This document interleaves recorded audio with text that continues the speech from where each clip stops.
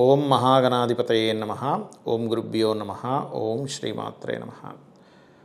పరమేశ్వర స్వరూపమైనటువంటి జ్యోతిష, వాస్తు మరియు ఇతర అనేకమైనటువంటి శాస్త్రములను మనకు అందించినటువంటి మహర్షులకి నమస్కారం. హయగ్రీవ హయగ్రీవ హయగ్రీవేతి యో వదేత్ తస్య నిస్సరతే వాణి జహ్నుకన్యా ప్రవాహవత్. అరుణాం కరుణాతరంగితాక్షీం ధృతపాశాంకుశపుష్పబాణచాపాం అనిమాదిభిరావృతాం మయూకైః అహమిత్యేవ విభావయే భవానీం. శ్రీమాత్రే నమః. ప్రేక్షకులకి ఆ లలితాంబిక అమ్మవారి యొక్క అనుగ్రహం పరిపూర్ణంగా కలగాలన్న స్ఫూర్తి కోరుకుంటూ మనం ఈరోజు మీరు జన్మించినట్టు ఉన్నటువంటి సమయాన్ని బట్టి మీరు ఏ లగ్నం అంటే మీరు జన్మించినప్పుడు ఏ లగ్నం ఉందో లేదా లగ్నం తెలియని వారి రాశి నుంచి మీ జాతకాన్ని మీరే చూసుకునేలాగా, అంటే మీకు ఎదగలేకపోతున్నారు కారణం ఏమిటి, సంతానం లేదు కారణం ఏంటి, వివాహం అవ్వట్లేదు కారణం ఏంటి, ఏ గ్రహానికి చేసుకోవాలి, అలాగే ఉద్యోగము, వ్యాపారము, ఇన్వెస్ట్మెంట్స్, షేర్ మార్కెట్ అని రకరకాల అంశాలు ఉంటాయి మనకి జీవితంలో. ధన విషయాలు, ఇట్లా సిబ్లింగ్స్ గురించి గొడవలు, రకరకాలు.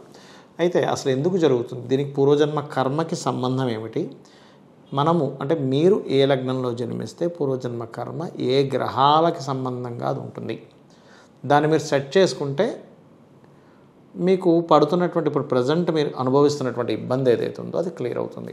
అయితే ఈ విషయాలు చెప్తుంది నేనైనప్పటికీ కూడా చెప్పిస్తుంది సాక్షాత్ లలిత అమ్మవారిగా భావిస్తూ ఒక్కొక్క లగ్నం తెలియని వారు రాశి నుంచి మనం తెలుసుకుందాం. మరి కొంతమందికి జాతకం ఉండదు, అంటే మీరు పుట్టినటువంటి తేదీ, నెల, సమయము, ప్రదేశము ఇవి ఉండవు. ఇవి లేనప్పుడు మీ లగ్నం ఏంటో, మీ రాశి ఏంటో, మీ నక్షత్రం ఏంటో తెలియదు. మరి అలాంటి వాళ్ళు ఏం చేయాలి అంటే, జాతకం లేదు కానీ ఒక ప్రాబ్లం వస్తున్నప్పుడు పర్టికులర్గా ఆ ప్రాబ్లం దేనివల్ల వస్తుంది అనేటువంటిది ఉంటుంది. ఉదాహరణకి మీకు ప్రతి దగ్గర అవమానాలు అవుతున్నాయండి, తండ్రితో సరైన సఖ్యత లేదు, సంతానంతో సరైన సఖ్యత లేదు, నాకు ఎప్పుడూ ఏదో ఒక అపకీర్తి సంబంధంగా అంటే గుర్తింపు లేదు, గుర్తింపు లేకపోగా నన్ను ఇంకా అవమానాలు ఎక్కువ అవుతున్నాయి అన్నప్పుడు సూర్యుడు ఎక్కడో మీ జన్మజాతకంలో పాడయ్యాడు. అలాంటప్పుడు శని, రాహు గ్రహాల దగ్గర దీపారాధన చేస్తూ సూర్య నమస్కారాలు ఎక్కువగా చేస్తూ ఉండాలి, గుర్తుపెట్టుకోండి. ఇక మానసిక స్ట్రెస్ ఉంటుంది కొంతమందికి, అలాంటప్పుడు ఇంట్లో వాయువ్య దోషం ఏర్పడము, చంద్రుడు పాడవడము. ఎందుకంటే మనకి వేదంలో చంద్రమా మనసో జాతః అని చెప్పడం జరిగింది. కాబట్టి చంద్రుడు మనసుకు కారకుడు, కాబట్టి చంద్రుడు యొక్క స్థితి బాగుపరుచుకోవాలి అంటే మీరు ఓం నమశివాయ అనే మంత్రము, లేదా ఓం మనస్వినియే నమః అనే మంత్ర సాధన, లేనట్లయితే ఓం అష్టమీ చంద్ర విభ్రాజ అలిక స్థల శోభితాయే నమః అనే నామస్మరణ చేయండి. చేస్తూ మీరు చంద్రుడికి సంబంధించినటువంటి బియ్యము దానంగా ఇవ్వడం ద్వారా మీకు మానసిక స్థితి ఏదైతే ఇబ్బందికరంగా ఉందో అది తొలగుతుంది. మరి కొంతమందికి ప్రతిదీ గొడవలు అవుతూ ఉంటాయంటే కుజుడు బాగలేడు అని అర్థం. కుజుడు బాగోకపోతే సర్వసాధారణంగా స్త్రీ జాతకంలో ఏమవుతుందంటే అది వివాహం ఆలస్యానికి కూడా దారితీస్తూ ఉంటుంది, సరైన హస్బెండ్ రాక ఇబ్బంది పడడం కూడా జరుగుతుంటుంది. అలాంటప్పుడు కందులు దానంగా ఇవ్వడం, గోవు క్యారెట్స్ తినిపించడం చేస్తూ ఉండాలి. మరి కొంతమందికి వ్యాపారంలో నష్టం రావడము, లేదా చిన్నప్పుడు కొంతమందికి ఎడ్యుకేషన్ విషయంలో డిస్టర్బ్ అవ్వడం జరుగుతూ ఉంటుంది. అలాంటప్పుడు బుధగ్రహం బాగాలేదని అర్థం.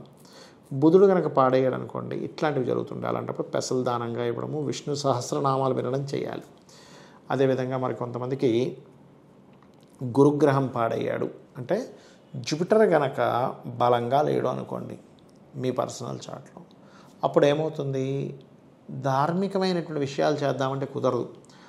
ఆలయాలకు వెళ్ళినప్పుడల్లా ఏదో ఒక రివర్స్ అవ్వడం ఇట్లాంటివి జరుగుతుంది. ఎందుకు, వాళ్ళకి పూర్వజన్మల్లో గురు సంబంధించినది ఏదో దోషం చేయడము, మరియు దాంతోపాటు శాపాలు ఉంటాయి కొన్ని, అంటే అట్లాగా మాతృశాపము, పితృశాపంతో పాటు దేవతా శాపం కూడా ఉంటుంది. అలాంటప్పుడు ఇబ్బంది వస్తుంది. అలాంటప్పుడు మీరు చేయవలసింది ఏమిటంటే లలితా సహస్రనామాల్లో ఓం హరనేత్రాగ్ని సందగ్ధ కామ సంజీవనౌషధి అనే నామం చేసుకోవాలి. అదేవిధంగా వివాహం విషయం అయితే శుక్రుడు పాడయ్యాలని అర్థము. మీరు శుక్రకేతు గ్రహాల దగ్గర దీపారాధన చేస్తూ లలితా సహస్రనామాల్లో ఓం కామేశబద్ధమాంగళ్య సూత్రశోభిత కందరాయే నమః.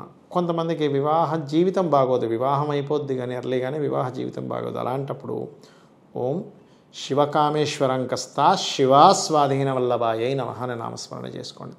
మరి కొంతమందికి ఉద్యోగంలో, ముఖ్యంగా ఉద్యోగంలో సెటిల్ అవ్వలేకపోతుంటారు. అంటే దాని అర్థం ఏమిటంటే వాళ్ళ యొక్క శని భగవానుడి స్థితి బాగాలేదు, పూర్వజన్మలో చేసుకున్న కర్మ శని రూపంలో అక్కడ బాగోలేదు. అలాంటప్పుడు లలితా సహస్రనామాల్లో ఓం శ్రీమాతా శ్రీ మహారాజ్ని శ్రీమత్ సింహాసనేశ్వరి లేదా ఓం మాణిక్య మకుటాకార జానుద్వయ విరాజితాయే నమః అనే నామస్మరణ చేయండి. దీంతోపాటు నువ్వులు, ఉలవలు, కందులు దానంగా ఇవ్వండి. ఇక అనవసరమైన భయాలు పెరుగుతున్నాయండి అని అనుకున్నప్పుడు మాత్రం దుర్గానామాన్ని మినుములు దానంగా ఇవ్వడము, దుర్గానామస్మరణ ఓం దుమ్ దుర్గాయ నమః అనే నామస్మరణ చేయడము, మరియు ప్రతిదానికి ఆటంకాలు ఏర్పడుతుంటాయి. కొంతమందికి ఏ పని ప్రారంభించినా ఎక్కడో దగ్గర ఆగిపోతుంది. ఎందుకు అలా అవుతుంది అంటే దానికి కారణం జ్ఞానాన్ని, వైరాగ్యాన్ని ఇచ్చేటువంటి గ్రహం, ఆటంకాలను ఇచ్చే గ్రహం మీ జన్మజాతకంలో కేతువు స్థితి బాగాలేదు అని అర్థం. అప్పుడు ఉలవలు దానంగా ఇవ్వడము, గణపతిని ఆరాధించడము, సర్ప ఆరాధన చేసినట్లయితే మీ జాతకం మీకు తెలియకపోయినా ఈ యొక్క పరిహారాలు చేసుకోవడం ద్వారా 100% బయటపడతారు. మరికొంతమంది అంటే కేతువు కనుక బాగా పాడేయడం అనుకోండి, అలాంటప్పుడు ఏంటంటే ముఖ్యంగా గణపతి ఆలయాలకు రెగ్యులర్గా వెళ్తూ ఉండండి. అప్పుడు ఆటంకాలు తగ్గుతాయి. అదేవిధంగా గణపతి ఆలయాలకి శివ పార్వతులు కలిసినటువంటి శివుడు పార్వతి గణపతి ఉన్నటువంటి పటాం పెట్టుకొని మీరు నామస్మరణ చేయడం చేసినట్లయితే ఖచ్చితంగా మీకు లైఫ్ బాగుంటుంది. బాగుండాలని మనస్ఫూర్తి కోరుకుంటూ శ్రీమాత్రే నమః.